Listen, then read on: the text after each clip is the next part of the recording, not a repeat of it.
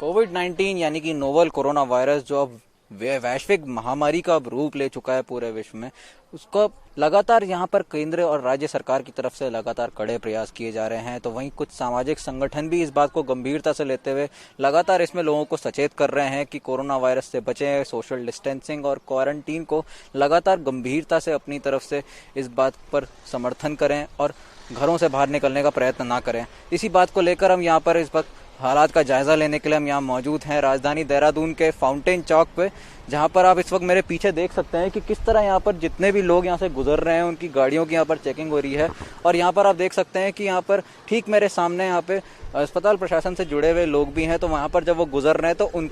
उनको भी यहाँ पे परमिट दिखाया जा रहा है। अब जब यहाँ पर इनके पास पूरा परमिट इनका चेक हो रहा है और जब इनकी पूरी चेकिंग और वेरिफिकेशन जब इनकी अच्छी तरह से देख ली जाएगी और इनके सारे परमिट चेक कर लिए जाएंगे, तब इन्हें यहाँ से गुजरने के लिए अनुमति दी जाएगी। और यहाँ पर इसके साथ जितने भी लोग यहाँ से गुजर रहे हैं उनकी गाड़ियों की लगातार यहाँ पे चेकिंग हो रही है। और यहाँ पर जिस रास्ते पे इस वक्त मैं यहाँ पे खड़ा हो रखा हूँ, तो ठीक मेरे सामने की तरफ यहाँ पर आप देख सकते हैं कि ये रास्ता आगे जाकर हवाई अड्डा, ISBT, विधानसभा और हरिद्वार के लिए निकलता है। और यहाँ तक अगर मैं अपने ठीक पीछे वाले रास्ता, अगर ठीक यहाँ पे ठीक सामने की अगर मैं बात करूँ, तो ये रास्ता यहाँ से ठीक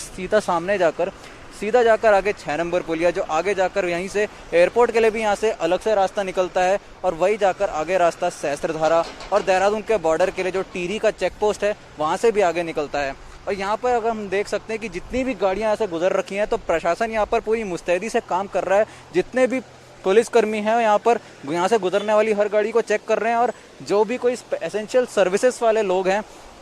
उनको यहाँ से गुजरने दिया जा रहा है। और कोई भी व्यक्ति अगर बिना किसी वजह के अगर पाया जा रहा है, तो उससे पूरी पूछताछ हो रही है और उनसे पूछताछ करके देखा जा रहा है कि आखिर वो बिना किसी वजह के तो नहीं निकले हुए हैं। जैसे ठीक मेरे सामने यहाँ पर जो व्यक्ति मौजूद हैं, आप देख सकते हैं, आप पुलिसकर्मी उनसे बात कर रहे हैं और पूरी वेरिफिकेशन कर रहे हैं कि वो किस कारण से अपने घर से बाहर निकले हुए हैं। यहाँ पर हम देख सकते हैं कि इसी तरह के जो कड़े प्रयास किए जा रहे हैं पुलिसकर्मियों की तरफ से, वो यहाँ पर साफ तौर पर पता लगता है कि प्रशासन इस बात को पूरी गंभीरता से इसको ले रहा है, इस पर अपनी तरफ से एक अच्छा काम कर रहा है। और लगातार इस तरह की चेकिंग जनता को सचेत करने में मददगार साबित हो सकती है। यहीं अगर बात करें अगर मेरे ठीक पीछे वाले रास्ते की तरफ, तो यहाँ पर आमतौर पर यह सड़क जहाँ पूरी तरह से यहाँ पर ट्रैफिक जैम हुआ करता था, अब यहाँ पर ये सड़क अब पूरी तरह खाली हो रखी है। यहाँ पर बहुत ही कम तादाद में गाड़ियों का आने को मिल रहा है। और इस वक्त दोपहर के करीब 2:30 बज चुके हैं। तो अब जो सुबह 7 बजे से लेकर 1 बजे तक का जो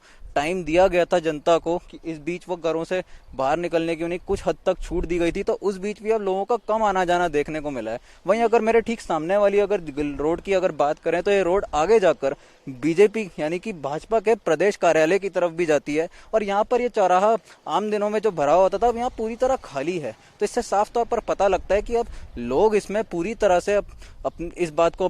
पूरा गंभीरता से ले रहे हैं। इस बात पर अब समझ चुके हैं कि अब जो 1 महीना हो चुका है आज की तारीख को मिलाकर, जो अब 1 महीना हो गया है लॉकडाउन को हुए, तो उस बीच अब जनता इस बात पर अब समझ चुकी है कि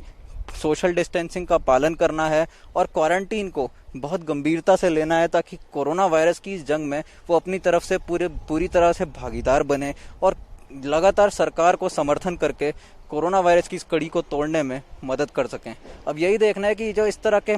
कड़े प्रयास किए जा रहे हैं, ये आगे जाकर किस तरह कोरोना वायरस के इन आंकड़ों में गिरावट लाने का काम कर सकते हैं। हालांकि अब कुल मिलाकर करीब 23,000 लोग अब इसकी चपेट में आ चुके हैं। तो अब यही देखना है कि अब ये जो कड़े प्रयास अब जब आगे जाकर किए जा रहे हैं, ये अब आगे जाकर 3 मई तक जो है लॉकडाउन चल रहा है, क्या ये उसमें